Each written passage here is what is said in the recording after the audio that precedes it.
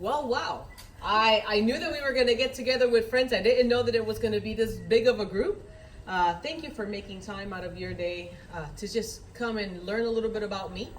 I know that you are going to have questions about the issues that matter most to you, and I promise that I will be a bit brief.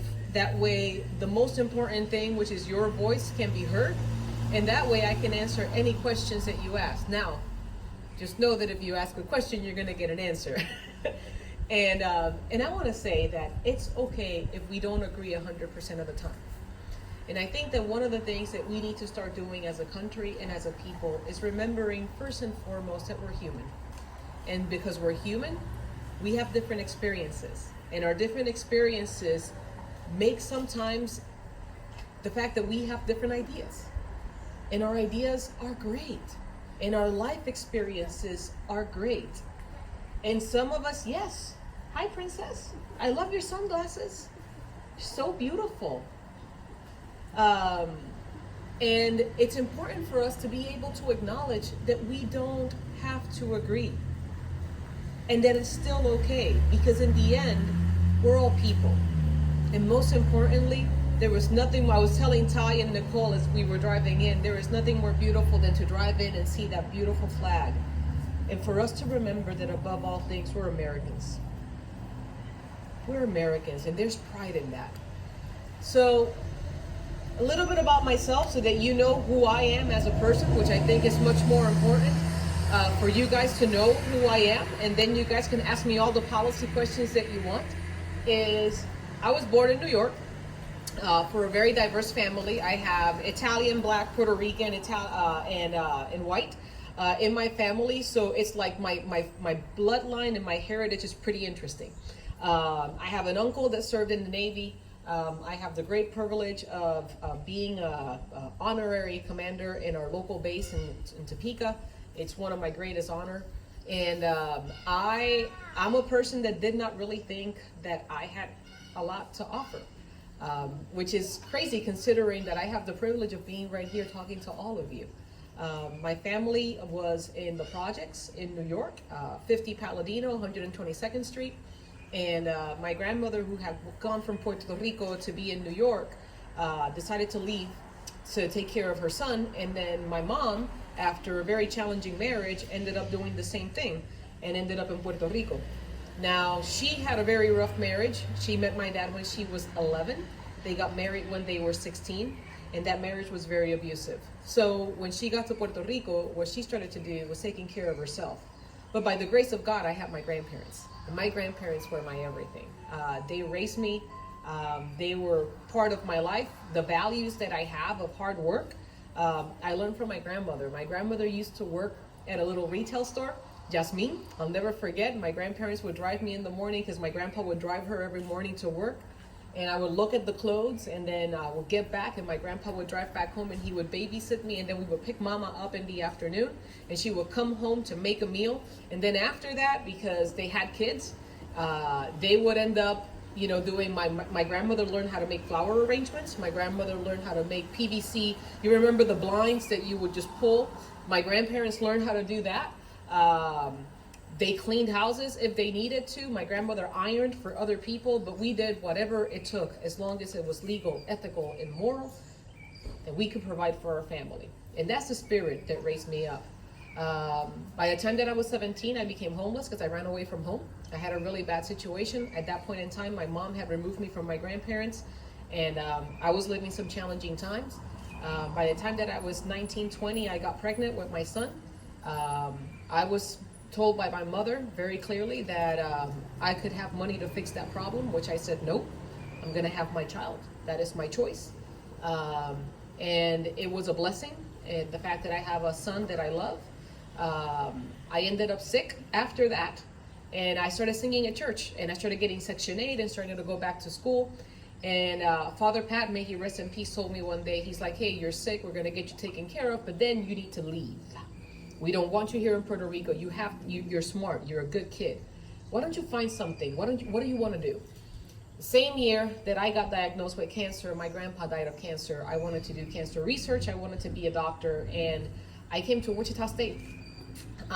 And I got my degree after 8 years of trying. Father Pat was right. I needed to separate myself and find myself with nothing but my kids. But what I didn't expect to find was Kansans that were wonderful and kind and hospitable and just God-loving people. I will never forget after I married my girls' dad, and we started going to Hope Community Church, and I was leading worship over there, and we had our first daughter, my oldest daughter, Christina, who's a senior this year.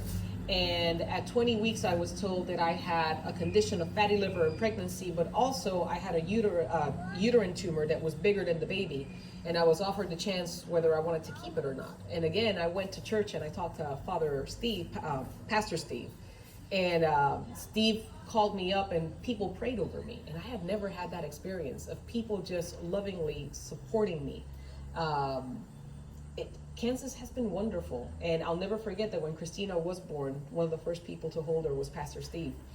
And just be absolutely kind. When I ended up in Topeka, I remember that I was just like happy having my job. I started then finding myself in this community. And I never thought that I would have the YWCA help me out when my marriage ended up the same way that my mom's did. And trying to figure out what my voice was. And then started teaching financial literacy across the country, helping women understand their finances so that they could be self-sufficient. I found myself starting a mentorship program in our community that's been going on for 11 years and helping girls understand that there's a way to get through education and be self-sufficient in their future. And then working with downtown, I ended up finding myself working towards making sure that our downtown was thriving because it was empty all the time. And it was when we started working with young people that our young people started advocating in the downtown that we finally got the dollars to pass so that we could have downtown revitalization. And that was my entry into politics. I never grew up thinking that I was going to be doing public service. I always thought that I was going to be a doctor, that I was going to be able to help people, and I had these dreams that I was going to have this clinic that was going to do really well and then be able to have a free clinic that was going to be fed by the people that were able to pay. But I think that the work of public service is saving lives in a different way. Because if you're a decent public servant and you're really there because you want to help other people, what you're trying to do is enable the situations for people to be able to become the best that they can be. And I learned that with those young people that started advocating for downtown redevelopment because they wanted to be part of their community. And what I love to do is serve and listen and then make sure that those voices that often feel unheard are able to have their voices heard in the places that matter. Having been a homeless woman, having had medical bills that till this day I have issues when I go to get the bills because I start thinking of what I had to do in order for me to get out of debt because I was sick, and the hard choices that I had to make with regards to whether I was going to pay my bills or I was going to take care of my health, which sadly is the same circumstance that you and many other people that you know are going through. Just yesterday, one of my best friends had a heart attack. And while I was sitting next to him in the hospital bed, he looked at me and he said, I don't know what my insurance covers. I don't know how much this is going to be. And I don't know if I have enough to deal with it. And it was heartbreaking to me to figure out that here is a young man, very young man, just had a heart attack. And rather than being able to think of how this happened and how he's going to get better, the first thought was, how is this going to cripple my finances? And that just happened yesterday. So those are the things that I care about. I care about people, regardless of whether you're a Republican or a Democrat. Because in the end, we're all people. We're all people. And before I shut up and start letting you guys ask me any question that you want, I will say that it has been the kindness and the selflessness of people that have lifted me up. And I am ready to use all of that gratitude to serve all of you. Whether it be in the halls of Congress, or even if I stay the mayor of Topeka, I'm just a person that's here to serve. And as you are endeavoring in your daily life, and you are encountering people that may be or may not be kind, just remember, people are scared. You know, what's happening at the national level and the lies and the rhetoric that is being shared at the national level is scary. I mean, I have people in my community being told that we're defunding their police. We have people being told that there's people that just want to hurt other people and that want to take away people's rights.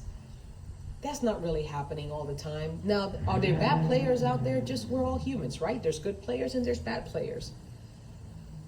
But I will call on every one of you to evoke your best self and your biggest kindness when you encounter people that are scared and that are reacting to you out of fear. And remind them that a lot of the things that are aimed to divide us are not going to be the things that are going to help us overcome this virus, so that we could get back to our lives, so that we don't have to wear a mask when we're together, so that you can be healthy in your community and find a decent job and retire with dignity. Because in the end, those are the things that we're all caring about. We want her to be able to have a future. That's what we're here for, right? Everything else is window dressing. So that's just who I am. That's my heart. I'll shut up. What are your questions and what are your concerns?